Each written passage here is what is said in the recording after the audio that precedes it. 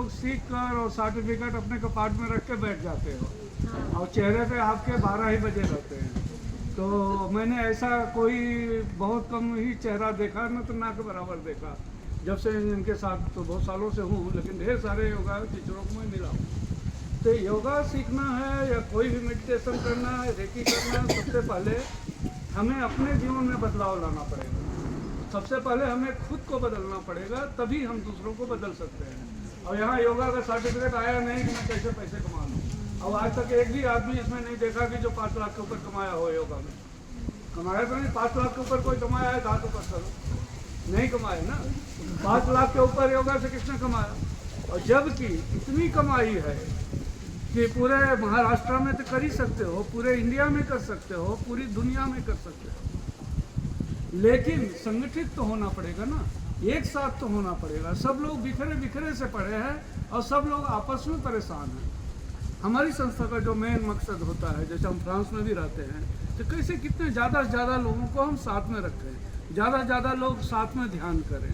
तो नहीं कि एक प्रोग्राम कर लिए फिर 3 महीने तक एक दूसरे को मिले भी नहीं, एक प्रोग्राम कर लिए फिर एक दूसरे को फ़ोन भी नहीं। ऐसा नहीं होना चाहिए। जब सभी योगा शिक्षक हो तो एक दूसरे की कैसे केयर हो, एक दूसरे के सुख दुख में कैसे खड़े रहो, एक परिवार जैसा कैसा रहो, जो कि मिसिंग है। जो सबसे बड़ी कमी आज है पूरे विश्व में, वो यही है कि हर परिवार में लोग अकेले होते जा रहे हैं। और वो अकेलेपन का जो है, यही सबसे बड़ा खतरा है पूरी दुनिया में। जो यूरोप में हुआ और वही अब एशिया में हो रहा है, वही अब इंडिया में हो रहा है।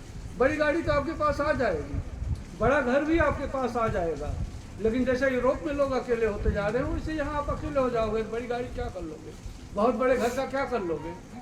पता चला कि नींद ही नहीं अच्छी आ रही तो बड़े बेडरूम का क्या मतलब होगा? तो हमें खुद को चेंज करना। शादी हुई नहीं कि माँ बाप से अलग हो गए। और पहले तो परिवार का ही सुख होता था ना। शादी इसीलिए की जाती है, पढ़ाई इसीलिए की जाती है, बच्चे इसलिए किए जाते हैं, पैसे इसीलिए कमाए जाते हैं कि हमारा जीवन कितना और सुखमय हो जाए। और पता चला ये सब करने के बाद चेहरे पे 12 ही बजे हैं। पहले अपनी पढ़ाई का टेंशन था, फिर शादी का टेंशन था, फिर पैसों का टेंशन था, अब बच्चे हो गए तब बच्चों का टेंशन है। तो पूरी जिंदगी टेंशन में चली गई, तो बुद्धिमानी कहाँ रही? और मेरी बुक में सबसे पहले लाइन यही लिखी है, the happier you are, more intelligent you are. मेरी निगाह में जितने आप खुश हैं उतने ही आप बुद्धिमान हैं, और जितना आप टेंशन में रहते हैं, जितना आप दुखी रहते हैं, जितने आप गुस्से में रहते हैं बहन जी और भाइयों, उतना ही आप सीधी भाषा में मूर्ख हैं। तो कभी आईने में जाओ और बोलो कि मैं मूर्ख हूँ, और फिर हंसो, जैसा भाई साहब ने सिखाया, फिर हंसो। बोले इतना समय मैंने टेंशन में गुजार दिया। अरे भाई, आनंद जो है, health and happiness is your responsibility. वो कहीं मार्केट से, सुपरमार्केट से खरीदी नहीं जा सकती। उसके लिए तो नाचना पड़ेगा, गाना पड़ेगा, हंसना पड़ेगा, प्रेम करना पड़ेगा, तभी तो आएगी। और तुम अंदर से ही गरीब दास हो गए तो बाहर की अमीरी कहाँ से आएगी? जिसको देखो अकेले अकेले होते जा रहे हैं। अरे आज ही संकल्प लो कि हर हफ्ते पुणे के अंदर किसी न किसी एरिया में प्रोग्राम होना चाहिए। हर हफ्ते सब ज़्यादा से ज़्यादा लोग मिलकर प्रोग्राम करो। पैसे की कमी नहीं होनी पाएगी, पैसे की कमी नहीं है। जो लोग बोलते हैं पैसे की कमी है, पैसे लोग नहीं दे रहे हैं, मुझे तो सीधे सीधे मूर्ख दिखते हो भाई। मैं तो किसी भी देश में चला जाता हूँ, सुबह से शाम तक कहीं पैसों की कमी नहीं होती। हाँ, यहाँ भारत में होती है, यहाँ तो उनके गुरु तो फोकट का ही चाहिए। आए थैंक यू वेरी मच और चले गए। यहाँ के भरोसे मैं भी रहता तो लाइट बिल भी नहीं निकलता। हाँ। लेकिन एक सीमा तक है, ये जब तक आप वहाँ तक नहीं पहुँच जाते। जिस दिन आपके पास हजारों लोग हो गए, जिस दिन आपको पूरे पूना में लोग जान गए कि ये जो योगा वाली गैंग है ये तो हमको छोड़ेगी नहीं, गरीबों से शुरू करेगी, अमीरों तक पहुँच ही जाएगी। अरे तो एकदम छा जाओ पूरी इंडिया में। और यहाँ से मेरे वर्ल्ड के अलग अलग देशों के प्रोग्राम बनाओ। हमारे आश्रम में वहाँ प्रोग्राम बनाइए, वहाँ कोई गरीब नहीं आएगा। वहाँ जितने आएंगे सब देने वाले ही आएंगे। लेकिन संकल्प तो लेना पड़ेगा। हम अपने, मैं बहुत बड़ी योगा मास्टर हो गई, अब मैं मुस्कुराना भी बंद कर दी। अब तो मैं ऐसे चलने लगा हूँ कि मैं तो इतना बड़ा मास्टर हो गया, अपने घर में ही मास्टर हो गया इतना बड़ा। और पता चला 5 रुपये कमाई है नहीं, घर में बैठे हैं देखते हुए मैं इतना बड़ा, मैं इतना बड़ा। अरे बड़े हो तो भाई पैसे भी कमाओ। दुनिया का हर कोना देखो, इतना बड़ा लक्ष्य बनाओ और उसके ऊपर 100% ऊर्जा अगर आप लगा देते हो अपने लक्ष्य के ऊपर, तो ऐसा कोई अस्तित्व का नियम ही नहीं है कि आप सफल ना हो।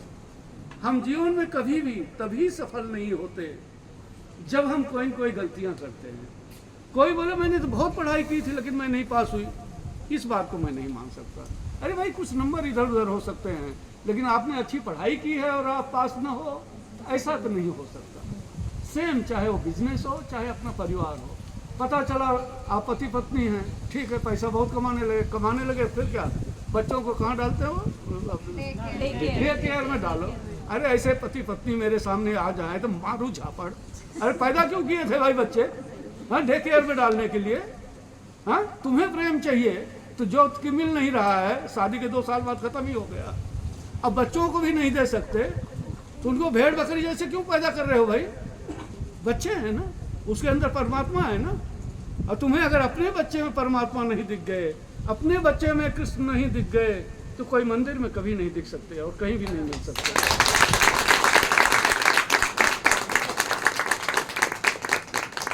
तो छोटी छोटी बातों में हमें खुशियां लेनी पड़ेगी। जैसे प्यास लगी हो बहुत गहरी, 1 गिलास पानी पियो तो कितना आनंद आ जाता है। चाय की तलब लगी हो और आधी चाय अच्छी मिल जाए तो कितना मजा आ जाता है। लेकिन वही चाय का कप आप अपनी टेबल पे छोड़ के चले जाओ सुबह, और जितनी बार उसको देखोगे उतनी बार गुस्सा आएगा। उसी जगह पर अगर एक गुलाब का फूल होता तो देखते कितना मजा आता था। सुबह पति कुछ बोल गए, पत्नी से कुछ हुआ, अब पूरा दिन सोचते बैठे हो कि शाम को आए, जब तक बदला न ले लो तब तक। अरे वो